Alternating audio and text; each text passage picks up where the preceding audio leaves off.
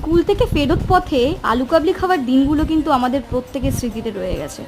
আমি তো চটপটি খাবার খেতে ভীষণ ভালোবাসতাম। ফুচকা, আলু কাবলি, হজমি, মানে যা পেতাম টাকা নিয়ে গিয়ে খেতাম।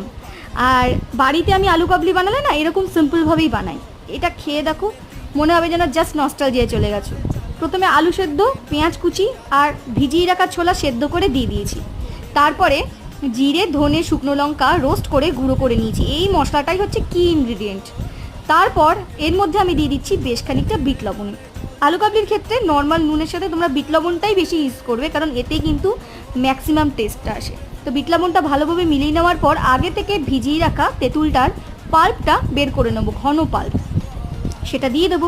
যদি তোমরা শুকনো পছন্দ করো শুকনো শুকনো রাখবে, নাহলে যদি ঝোল পছন্দ করো আমার মতন এরকম ঝোল ঝোল, তাহলে ঝোল রাখবে। আমি যেরকম এই তলার যে তেঁতুলের পাল্পটা খেতে ভীষণ ভালোবাসি মশলার সাথে। তারপর ওপর থেকে ধনে পাতাটা কিন্তু